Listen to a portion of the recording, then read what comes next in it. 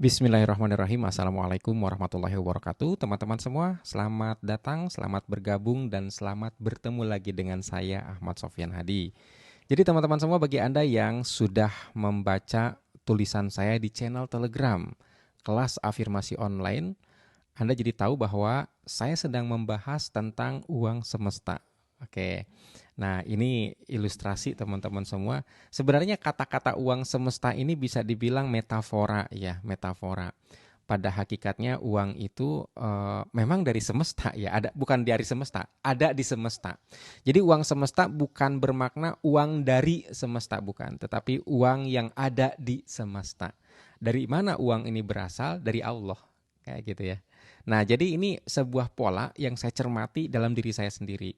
Bahwa ketika saya butuh sesuatu, saya berdoa minta dan ternyata Allah ngasih. Cuma Allah ngasih itu tidak dalam bentuk tiba-tiba ada koper gitu ya. Dalam bentuk koper gitu enggak gitu. Melainkan saya jadi punya pekerjaan yang ketika saya kerjakan itu hasilnya itu luar biasa. Padahal sebelumnya pekerjaan itu biasa saja, tidak menghasilkan sehebat itu. Oke, ini saya mulai dari mana ya? Dari cerita waktu saya kuliah. Jadi teman-teman semua, waktu kuliah itu saya butuh uang 1,2 juta. 1,2 juta. Sementara saya ada uang saat itu 600 ribu. 600 ribu. Nah, untuk apa? Ini untuk kuliah. Uang 1,2 juta itu untuk biaya masuk.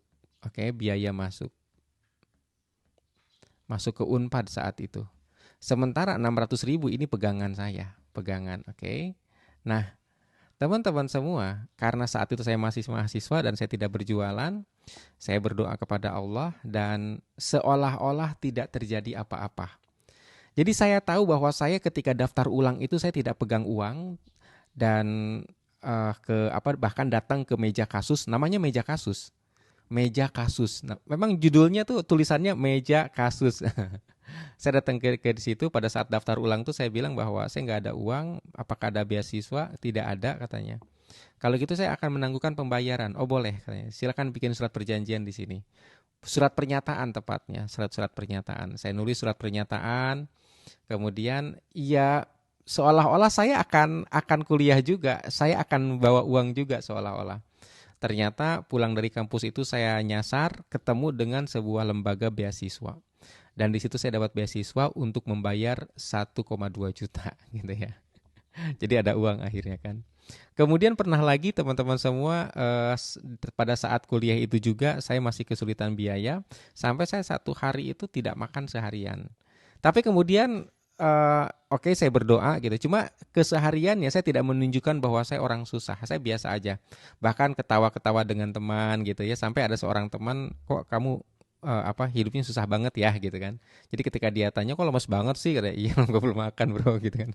Sambil ketawa. Makan dong. Ya kagak ada duit kan nih. Terus dia nanya, dari kapan lu nggak makan? Ya kemarin juga begini nggak ada duit. Dia bilang nggak bisa makan. Saya bilang gitu kan. Akhirnya kata dia tuh, yaudah lo kirim email aja nih ke sini katanya. Kirim email kemana? Ini seorang pengusaha di Jakarta, dia suka ngasih beasiswa, ngasih bantuan ke mahasiswa. Tapi ribuan bro yang kirim email, itu nggak semuanya dibales. Nah jadi kamu coba-coba aja katanya kirim email ke dia. Jadi saya kirim email teman-teman semua. Dalam email itu saya lampirkan surah transkrip nilai, kemudian saya kasih puisi di bawahnya.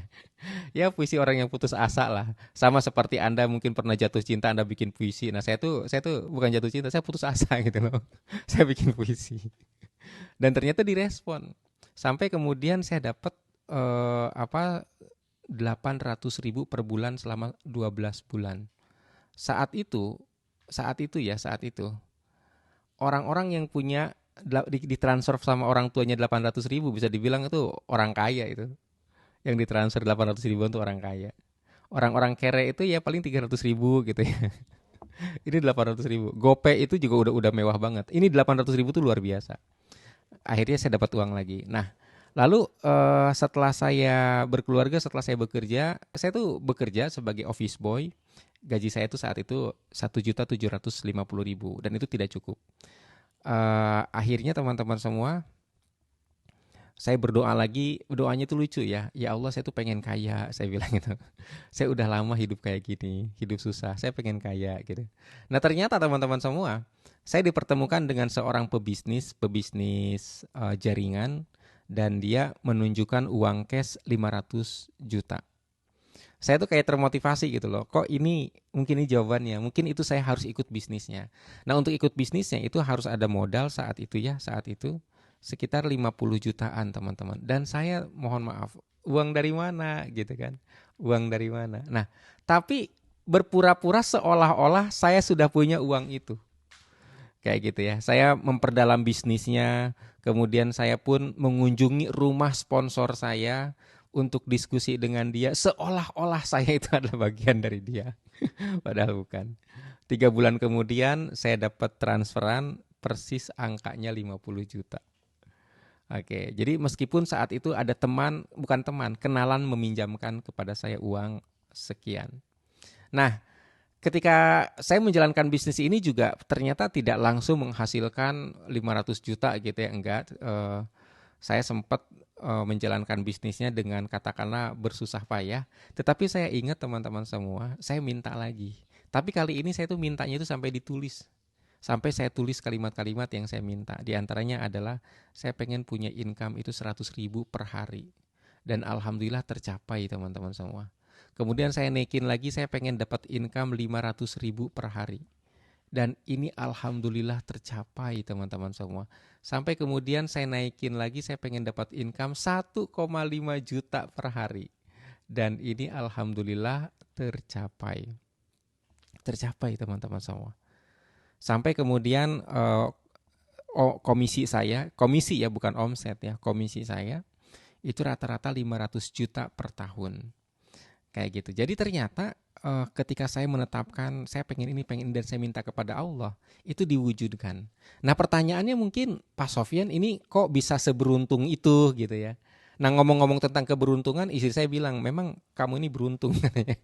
Tidur mulu tapi bisa bisa menghasilkan sekian. Karena saya itu di rumah, mohon maaf saat itu ya sering masuk angin gitu ya, sering misalkan bepergian naik pesawat 1 hari bepergian pulang itu bisa 2 hari tiduran di rumah karena nggak nyaman, enak badan pegal, masuk angin dari pesawat gitu kan. Dulu tuh seperti itu dulu gitu ya. Nah akhirnya saya pelajari ini polanya kok berulang gitu kan. Dan bahkan ketika saya mengajari ini kepada teman-teman saya cerita kepada teman-teman saya, tanda kutip mereka menemukan polanya meskipun mereka nggak sadar gitu, mereka nggak sadar. Dan ternyata ini berhasil teman-teman semua ya. Nah di sini saya pengen membocorkan polanya kepada Anda. Ternyata teman-teman semua ini nih pertama ini mesti ada keinginan dari Anda dulu. Oke, Anda mesti punya keinginan. Oke, keinginan atau saya menyebutnya sih kebutuhan ya. Anda memang butuh gitu loh. Nah, kebutuhan ini mesti ada alasannya. Jadi beda kebutuhan dengan keinginan. Kalau kebutuhan itu, ini versi saya loh, versi saya. Kalau kebutuhan itu, Anda tahu saya misalkan butuh 100 juta buat apa? Buat ini, buat ini, buat ini. Tapi kalau keinginan, saya pengen 100 juta buat apa ya? Pengen aja nanti kita lihat uangnya dipakai buat apa. Enggak gitu loh, enggak gitu. Nah, dari pengalaman saya, kebutuhan ini karena 2 hal teman-teman semua. Karena alasan pertama, memang tidak punya, sehingga merasa harus punya, tidak punya. Contoh kalau kasus saya tidak punya uang buat makan, bahkan untuk makanan pun saya tidak ada. Oke, tidak punya. Jadi bisa jadi kalau misalkan Anda merasa tidak punya sesuatu, berarti Anda dibutuh nih. Anda harus bayar SPP anak. Anda butuh berarti. Kenapa? Karena lagi Anda tidak punya duit untuk bayar SPP. Berarti Anda butuh. Kayak gitu. Anda katakanlah butuh apa lagi? Butuh makanan. Oke, itu paling mendasar ya. Sepanjang Anda tidak punya dan Anda kemudian punya kesadaran untuk punya, Anda jadi butuh gitu. Nah, yang kedua teman-teman semua, dari pengalaman saya lagi, tapi sebenarnya ini persisnya pengalaman teman saya sih ya, yang saya ajari itu cita-cita. Nah, cita-cita. Ini menarik nih. Cita-cita. Oke. Bisa juga Anda yang selama ini Anda kenal dengan keinginan. Tapi bedanya dengan keinginan yang saya pertama jelaskan tadi, keinginan di sini berangkat dari imajinasi ideal. Jadi semacam ada bayangan imajinasi ideal. Nah, contoh teman-teman semua yang pernah terjadi itu. Seseorang pengen punya rumah, pengen punya tempat tinggal, pengen punya rumah. Pertanyaannya, apakah selama ini dia tidak punya tempat tinggal? Ada tempat tinggal. Apakah lagi butuh-butuh banget, kalau enggak sekarang nanti dia mati? Enggak juga gitu loh. Tapi dia punya imajinasi ideal, enak kali ya kalau punya rumah titik-titik gitu. Kalau punya rumah di sini seperti ini. Oke, itu yang pertama. Contoh yang pertama. Contoh yang kedua itu ketika ada salah satu member kami, dia itu pengen renovasi dapur. Renovasi dapur meskipun sebuah renovasi ternyata luar biasa juga gitu ya. Sebutlah angkanya 10 juta untuk renovasi dapur.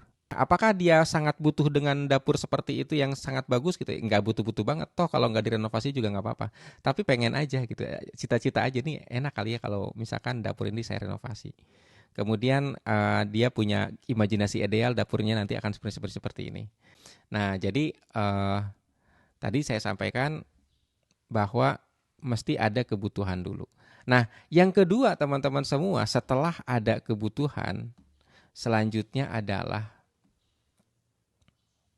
yang kedua, nah tadi kan kebutuhan. Yang kedua teman-teman semua, itu berdoa, minta kepada Allah, berdoa. Oke, minta kepada Allah. Jadi, di sini berdoanya adalah Anda boleh curhat. Perhatikan. Sampaikan alasan kenapa doa Anda harus dikabulkan. Kebayang nggak? Curhat, sampaikan alasan kenapa doa Anda mesti dikabulkan. Ini menarik teman-teman semua. Seolah-olah Anda sedang mempengaruhi seseorang agar menerima program Anda, agar menerima semacam proposal Anda. Kebayang? Nah, ini yang kemudian sering kita nggak nyadar nih.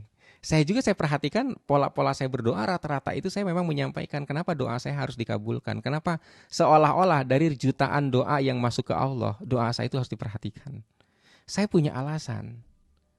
Kayak gitu, ya Allah, saya pengen kuliah. Kenapa? Karena di keluarga saya tidak ada yang kuliah. Mereka punya masalah yang sama, punya masalah kemiskinan yang sama. Saya ingin menjadi cahaya di keluarga saya, ya Allah. Saya pengen banget, saya akan menjadi, sebutlah orang yang membimbing di keluarga saya. Maka ya Allah, beri saya kesempatan kuliah. Penuhi kebutuhan saya, ya Allah. Saya butuh uang buat biaya SPP, saya butuh uang buat ini. Ya Allah, mudahkan urusan saya. Hamba minta kepadamu, sebab Engkau tempat hamba meminta. Kurang lebih seperti itu. Atau ketika saya minta 50 juta, saya bilang, ya Allah, saya udah sekian tahun miskin. Saya pernah hidup di posisi nggak bisa makan, di posisi sakit hanya bisa di rumah, di posisi bahkan untuk minum pun itu minta ke orang, saking nggak ada air di rumah. Ya Allah, saya pernah di posisi gas habis, nggak ada uang untuk beli. Saya pernah di posisi minyak goreng habis, nggak ada uang untuk beli. Ya Allah, saya tidak mau seperti itu. Engkau maha kaya, ya Allah. Maka beri hamba sebagian dari kekayaanmu. Jadi saya itu menceritakan seolah-olah teman-teman semua, Allah itu teman saya. Dia itu sangat perasa sekali. Ketika saya menceritakan kesulitan-kesulitan saya, dia tergerak gitu loh. Dalam imajinasi saya itu. Jadi berdoanya bukan ya Allah beri saya uang, ya Allah beri saya uang, saya kan ini, enggak. Saya sampai menyampaikan alasan-alasannya kenapa saya sampai tiba di, saya berdoa di masjid, saya berdoa di atas sajadah, saya tiba di atas sajadah. Kenapa saya mau katakanlah mengangkat tangan ini? Ini ada alasannya.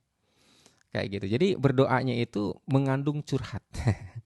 Mengandung curhat. Nah, setelah itu teman-teman semua, yang ketiga adalah berlaku seolah-olah tidak terjadi apa-apa. Jadi berlaku atau berperilaku seolah-olah tidak terjadi apa-apa. Jadi hubungan Anda dengan manusia biasa aja, seolah-olah Anda tidak punya masalah gitu loh. Nah ini yang paling sering saya lakukan. Seolah-olah saya tuh biasa aja, nggak ada masalah gitu, ketawa-ketawa gitu kan. Tapi kan sebenarnya dari gestur tuh kelihatan. Contoh kasus tuh ketika saya lapar, ya ketawa-ketawa seperti biasa. Terus kata teman, Yan lu kok lemes banget ya belum makan bro. Tapi menjawab belum makan tuh sambil ketawa juga gitu. Kayak gitu ya. Jadi seolah-olah tidak terjadi apa-apa. Nah cuma begitu di doa curhat lagi gitu loh. Lalu di kehidupan sehari-hari seolah tidak terjadi apa-apa. Nah biasanya teman-teman semua ini terjadi yang keempat. Entah kenapa ada aja peluang. Ada aja peluang. Kasus ke saya itu misalkan tiba-tiba ada orang yang beli beli produk-produk saya, padahal sebelumnya itu perasaan nggak nawarin deh, perasaan nggak apa tidak beriklan, tidak apa gitu. Tapi orang tuh beli antusias gitu. Kayak kayak Allah tuh kayak ngasih pesan ke setiap orang untuk beli produk saya. Kayak gitu ya. Atau untuk ngambil pelayanan atau apa program-program saya kurang lebih seperti itu. Padahal di biasanya itu tidak ada. Nah, kalau udah begitu, ini teman-teman semua langsung ambil aja. Nah, poinnya di sini nih. Pada saat Anda mengambil peluang itu, bersikaplah profesional. Jadi jangan serakah teman-teman semua. Ini mohon maaf ya, mentang-mentang produk Anda kemudian banyak yang minat, lalu ketika ada komplain satu diabaikan, Anda merasa sibuk ngurusin pembeli yang banyak. Enggak gitu, kayak gitu ya. Jadi konteks ambil itu adalah seolah-olah Anda sedang bertransaksi dengan Allah. Jadi peluang itu ambil dan Anda bekerja mengambil peluang itu seolah-olah bertransaksi dengan Allah. Contoh, setelah Anda berdoa, itu bisa jadi nanti ada tawaran Anda untuk bekerja. Katakanlah secara kasat mata, dalam hitungan matematis Anda, bekerja ini gajinya kecil, income-nya kecil. Tapi lupakan itu, Anda bekerja aja seolah-olah Anda bertransaksi dengan Allah. Oke, bekerja saja. Nah ini yang sering saya lakukan. Ketika saya jadi saya tuh pernah jualan teman-teman semua. Jualan, ternyata produk saya nggak laku. Nggak ada yang beli satupun, kebayang nggak? Sementara itu lama-lama kadaluarsa. Akhirnya saya bagikan gratis dong. Secara matematis ini rugi nih. Gratis dibagikan. Saya nggak dapat apa-apa. Ternyata justru dari seseorang yang saya bagikan gratis itu, ada yang sekali beli itu sampai puluhan juta. Jadi pegang satu konsumen aja, ternyata di konsumen ini konsumen emas katakanlah. Oke, atau kalau sebutlah konsumen gajah ternyata. Cuma untuk dapat satu konsumen ini ternyata saya ngebagiin ke puluhan orang saat itu gitu ya. Jadi sugesti kita, pikiran kita itu bahwa saya sedang bertransaksi dengan Allah. Nah ini teman-teman semua yang membuat saya bisa menarik uang dari semesta. Wallahu alam teman-teman semua, saya mohon maaf bila ada kekurangan. Assalamualaikum warahmatullahi wabarakatuh.